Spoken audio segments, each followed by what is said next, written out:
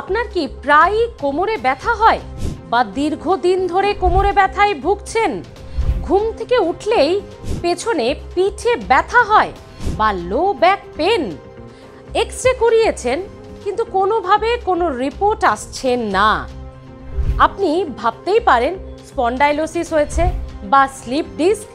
এগুলো আসলে কি? এই রোগের লক্ষণই বা কি? হলে কি করবেন? দেখুন, এই এতগুলো বিষয়ে কিন্তু আমাদের ধারণা রাখা উচিত বা সঠিক তথ্যটা জানা উচিত। হ্যাঁ, জানাচ্ছেন শহরের বিশিষ্ট চিকিৎসক ডক্টর প্রাণেশ মণ্ডল।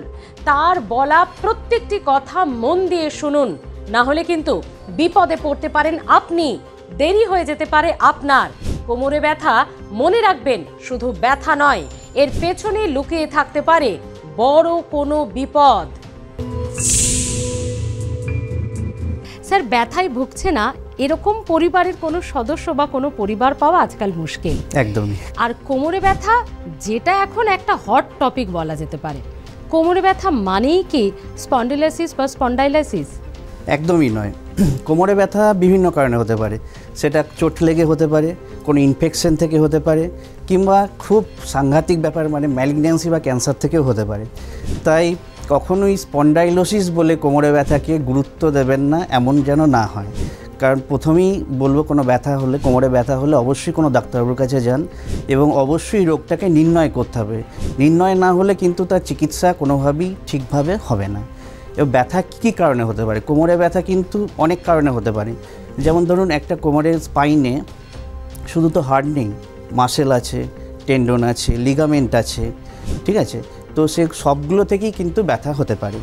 আবার অনেক সময় যে দুটো হাড়ের মাঝখানে যে ডিস্ক থাকে, ডিস্ক সরে গিয়ে নার্ভের উপর যখন চাপ দেয়, তখন সে নিউরোপ্যাথিক পেন বা সায়াটিকা যেটা আমরা বলি, সেটাও কিন্তু হতে পারে। সুতরাং স্পন্ডাইলোসিস ভেবে নিয়ে কখনোই কোনো ওষুধ খাবেন না বা ইউটিউব দেখে ব্যায়াম করে সেরে যাবে এরকম ভুল ধারণা নিয়ে চলবেন না। অবশ্যই ডাক্তারবাবুর কাছে যেতে হবে এবং রোগটা নির্ণয় করতে হবে, এটা প্রথম কথা। বাহ, মানে আমাদের এই কোমরে ব্যথা নিয়ে একটা ভুল ধারণা ছিল, সেটা অন্তত ভেঙে গেল যে কোমরে ব্যথা মানেই আমার এটা হয়েছে। স্যার, অনেকের এরকম হয়, এখন আমি মানে শোনা যায় ঘুম থেকে ওঠার পর, আমরা তো সারা রাত রেস্ট নিচ্ছি, কিন্তু ঘুম থেকে ওঠার পরই ব্যাক পেন বা পিঠে ব্যথা। এটা কি মানে হাড়ের সমস্যা, মাসেল, নাকি গ্যাসেরও কারণ হতে পারে? প্রথমত, ঘুম থেকে ওঠার পর যদি ব্যথা বেশি হয় এবং স্টিফনেস যদি থাকে, সেটা যদি 30 মিনিটের বেশি পারসিস্ট করে, 30 মিনিটের বেশি থাকে, তাহলে সেটা আমরা বলবো সিগনিফিক্যান্ট আর্লি মর্নিং স্টিফনেস। এটা কিন্তু কখনোই হেলাফেলা জিনিস নয়, এটা এক ধরনের ইনফ্ল্যামেটরি ডিজিজ। সেটা অ্যাঙ্কাইলোজিং স্পন্ডাইলোসিস বা স্পন্ডাইলোআর্থ্রোপ্যাথি থেকে স্টার্ট করে কোনো ইনফেকটিভ ডিজিজও হতে পারে। সুতরাং সেটা হলে অবশ্যই আপনাকে ডাক্তারবাবুর কাছে গিয়ে আগে রোগটা নির্ণয় করতে হবে, তারপরে তার চিকিৎসা। আচ্ছা, মানে এটা কিন্তু ওই যে মানে একটু হালকা ব্যায়াম করে নিলাম বা সারাদিন একটু না, ইনফ্ল্যামেটরি পেইন যেগুলো আর্লি মর্নিং স্টিফনেস হয়, সেগুলো যখন আপনি রেস্টে থাকবেন, রেস্টিং কন্ডিশনে, তখন পেইনটা কিন্তু বেশি হবে। কারণ ইনফ্ল্যামেটরি মিডিয়েটর যেগুলো, সেগুলো আমাদের রেস্টে থাকলে সার্কুলেশন কমে যাচ্ছে, ব্লাড সার্কুলেশন কমে যাচ্ছে, মানে সেগুলো ওয়াশ আউট হচ্ছে না, এক জায়গায় জমে থাকছে, তাই পেইনটা তখন বেশি হবে। যখন আপনি এক্সারসাইজ করছেন বা একটু কোনো কাজ করছেন, তখন কিন্তু সেটা সার্কুলেশন বেড়ে গেল, মানে ইনফ্ল্যামেটরি মিডিয়েটরগুলো ওয়াশ আউট হয়ে গেল, তখন ব্যথাটা আস্তে আস্তে কমবে। এটা কিন্তু মানে যে কোনো ইনফ্ল্যামেটরি হলে সেটা কিন্তু আপনার এক্সারসাইজে বা কাজ করলে কমে যায় এবং রেস্টিং কন্ডিশনে বেড়ে যায়। কিন্তু যেটা মেকানিক্যাল পেন আমরা বলি, নন ইনফ্ল্যামেটরি, সেক্ষেত্রে কিন্তু দেখা যাবে যখন আপনি রেস্ট নেবেন তখন কিন্তু ব্যথা কমে যাচ্ছে, কিন্তু যখন কাজ করছেন, অ্যাক্টিভিটি বেশি হচ্ছে, তখন কিন্তু ব্যথা বেড়ে যাচ্ছে। তো এই দুটোর মধ্যে কিন্তু এটাই ডিফারেন্স। আচ্ছা স্যার, অনেক সময় এরকম দেখা যায় যে এক্স-রে হলো, এক্স-রেতে আমার রিপোর্ট সব নর্মাল, কিন্তু যে কোনো জায়গায় ধরুন যেটা ব্যথায় আমি ভুগছি, ব্যথা কিন্তু হয়ে যাচ্ছে। তো এই রোগ মানে কোন ধরনের রোগ এটা হতে পারে? হ্যাঁ, এক্সরেতে আমরা কি দেখি? এক্সরেতে অ্যাকচুয়ালি আমরা হাড় দেখি, বনি কোনো ফ্র্যাকচার আছে নাকি, কন্টিউরে কোনো অস্বাভাবিক কোনো কিছু আছে নাকি, সেটা আমরা দেখি। কিন্তু বোন ছাড়াও তো আমাদের অনেক কিছু আছে শরীরে, তাই না? মাসেল, টেন্ডন, লিগামেন্ট, তো সেগুলোর কথাও ভাবতে হবে। তো যখনই কোনো কোমরে ব্যথা হচ্ছে, মানে এক্সরে নর্মাল আছে, মানে কিছু নেই এটা কিন্তু একদমই নয়। হতে পারে আপনার মাসেল স্ট্রেন হচ্ছে, হয়তো মাসেলে চোট লেগেছে, সেটা ওভার অ্যাক্টিভিটি হতে পারে, বা হয়তো আপনার মনে নেই কোনো একটা চোট লেগে গেছে সেটার জন্য হতে পারে, কিংবা লিগামেন্টে হয়তো স্প্রেন হয়েছে, কোমরের যে স্পাইনের মধ্যে যে লিগামেন্টগুলো থাকে সেগুলোতে অনেক সময় চোট লেগে লিগামেন্ট স্প্রেন হতে পারে, সেটার থেকেও পেইন হতে পারে। এছাড়াও যদি ডিস্ক রিলেটেড কোনো প্রবলেম থাকে সেগুলো কিন্তু এক্সরেতে ধরা পড়ে না। অনেক সময় স্লিপ ডিস্ক হলে ডিস্ক স্পেস কমে যায় বলে আমরা ধরে নিই, কিন্তু অ্যাকচুয়ালি ডিস্ক রিলেটেড কোনো ডিজিজ থাকলে সেটা অবশ্যই এমআরআই করে দেখা উচিত। স্যার, এই যে স্লিপ ডিস্ক বলছেন, এটাতে কিন্তু এখন অনেকে ভোগেন।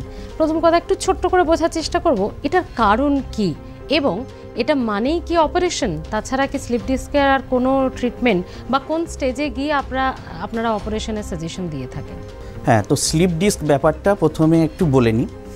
ডিস্ক মানে হচ্ছে আমাদের যে স্পাইনে যে ভার্টিব্রা বা যেগুলো হাড় থাকে, কশেরুকা বলা হয়, সেগুলো একটা ইটের মতো একটার উপর একটা সাজানো থাকে। তো দুটো হাড়ের মাঝখানে যে নরম থকথকে যে জিনিসটা থাকে, আমরা একদম লেম্যান ল্যাঙ্গুয়েজে হাঁটুর জেল যেটাকে বলি, মানে মানুষ বলে জেল শুকিয়ে গেছে। হ্যাঁ, তো সেটাকে আমরা মেডিকেল ভাষায় ডিস্ক বলি, ইন্টারভার্টিব্রাল ডিস্ক। ঠিক আছে, তো এর মধ্যে দুটো স্টক থাকে। তো ব্যাপার হচ্ছে এগুলো বিভিন্ন কারণে ডিস্ক প্রলাপস হয়ে থাকে। সেটা হতে পারে একটা বয়সজনিত কারণ, একটা হতে পারে আপনার সামনে ঝুঁকে অনেক সময় অতিরিক্ত কাজ করার জন্য ডিস্কের উপর প্রেশার পড়ার জন্য সেটা পিছনের দিকে সরে যায়। তো সেটাকে আমরা স্লিপ ডিস্ক বলি চলতি কথায়, কিন্তু মেডিকেল টার্ম হচ্ছে ইন্টারভার্টিব্রাল ডিস্ক প্রলাপস। ওকে, বা প্রলাপসড ইন্টারভার্টিব্রাল ডিস্ক। ওকে, তো স্লিপ ডিস্ক হলে যেটা হয়, আমাদের ভার্টিব্রাল কলামের পিছনে স্পাইনাল কর্ড থাকে, স্পাইনাল কর্ড থেকে নার্ভগুলো বেরিয়ে পায়ের দিকে বা ঘাড়ের ক্ষেত্রে হাতের দিকে নেমে আসছে। তো যখন স্লিপ ডিস্ক পিছনের দিকে সরে যায় তখন সেটা নার্ভের উপর প্রেশার দিতে পারে। যখন একটু কোনাকুনি বা সাইডের দিকে যাচ্ছে তখন আমাদের পায়ের দিকে যে নার্ভগুলো নামছে সেখানটায় ব্যথা অনুভূত হয়। মানে অনেক সময় দেখবেন কোমর থেকে পায়ের দিকে ব্যথা নেমে যাচ্ছে যারা বলেন, তাদের ক্ষেত্রে মেনলি এই সমস্যাটা হয়ে থাকে, যেটাকে আমরা র্যাডিকুলার পেন বা র্যাডিকুলোপ্যাথি বলি চলতি কথায়, যেটা অনেক সময় সায়াটিকা বলা হয়। হাতের দিকে অনেক সময় দেখবেন ঘাড় থেকে হাতের দিকে নামছে, এটা যেমন একটা হতে পারে। সেরকম যখন ডিস্কটা ঠিক মাঝামাঝি সরে যাচ্ছে তখন সেটা স্পাইনাল কর্ডের উপর চাপ দেবে, এবং অনেক সময় হয় কি ক্যানাল স্টেনোসিস হয়ে গেলে বা অতিরিক্ত প্রেশার দিলে তখন সেটা অনেক সময় মাইলোপ্যাথি, যেটাকে কম্প্রেসিভ মাইলোপ্যাথি বলা হয়, সেটা হতে পারে। সেক্ষেত্রে কি হবে, সেক্ষেত্রে অনেক সময় কিন্তু আপনার হাত পায়ে অসার ভাব বা মাংসপেশি দুর্বল হয়ে যাবে, এমনকি ব্লাডার বাবেল মানে পেচ্ছাপ বা পায়খানার ক্ষেত্রে সমস্যা হতে পারে। আচ্ছা, মানে এটা তো সাংঘাতিক বিষয়। সাংঘাতিক বিষয়, মানে অবহেলা মোটেও করা যাবে না। একদমই নয়। এটা মানেই কি অপারেশন? না, দেখুন, স্লিপ ডিস্ক হলেই যে অপারেশন করতে হবে এমন নয়।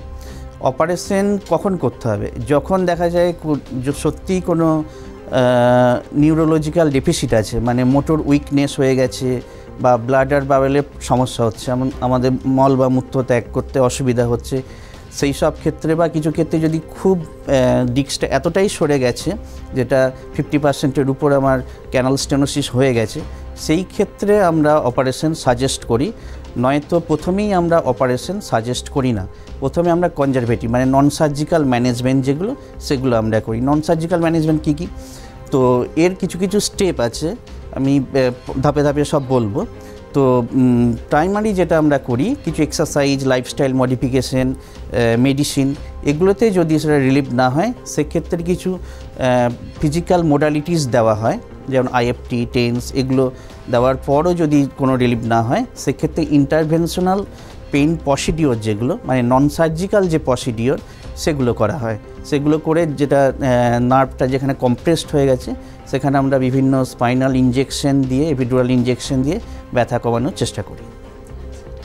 স্যার, এই যে কোমরে ব্যথার ক্ষেত্রে অনেক সময় দেখা যায় অপারেশন হয়তো হলো কিন্তু তারপরেও ব্যথা সারছে না, মানে এটা কি অপারেশনটা ভুল হয়েছে নাকি রোগীর কোনো সমস্যা, এই ব্যথা সারছে না, তখন কি করণীয়? ডিস্ক প্রলাপসের ক্ষেত্রে অপারেশন করার পরও অনেকেই ব্যথা নিয়ে ঘুরে আসেন বা অনেকে বলেন যে ব্যথা কিছুটা কমলেও পুরোপুরি রিলিভ হয়নি। তো এক্ষেত্রে অপারেশনের দোষ এটা কিন্তু নয়, এটা এক ধরনের কমপ্লিকেশনও বলা যেতে পারে। কারণ ধরুন অনেকগুলো লেভেল আছে, তো হয়তো অপারেশন একটা লেভেলে কি দুটো লেভেলে করা হয়েছে, তো সেই দুটো লেভেল কিন্তু ফিক্সড করে দেওয়া হলো। এতে কি হলো, আপনার ভার্টিব্রাল কলাম কিন্তু আমাদের ফিক্সড নয়, সেটা কিন্তু মুভ করে, ঠিক আছে, সামনে পিছনে বা এগুলো ঘাড়ের ক্ষেত্রে সাইডেও আমরা ঘোরাতে পারি। তো যখন ফিক্সড করে দেওয়া হলো তখন কিন্তু সেটা মুভমেন্টটা কমে গেল। তো তখন কি হচ্ছে, আমি যদি কোনো কাজ করতে যাই, নিজে কোনো জিনিস তুলতে যাই, তো সেক্ষেত্রে হচ্ছে কি অন্য লেভেল যেগুলো আছে সেগুলোকে কিন্তু আরও বেশি প্রেশার পড়ছে, তাদের কিন্তু আরও বেশি মুভ করতে হচ্ছে।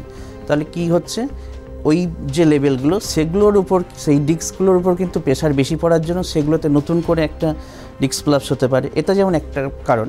যেমন সেকেন্ড কারণ হচ্ছে যে সার্জারির জন্য আমরা তো কেটে অপারেশন করছি, তো সেখানে ফাইব্রাস টিস্যু যেগুলো, সেগুলো অনেক সময় অ্যাডহেশন করে, যে নার্ভগুলো নামছে, সেখানে অপারেশনের পর দেখা যায় অ্যাডহেশনের জন্য সেই নার্ভগুলো এন্ট্রাপ হয়ে যায়, নার্ভগুলোকে কম্প্রেসড করে।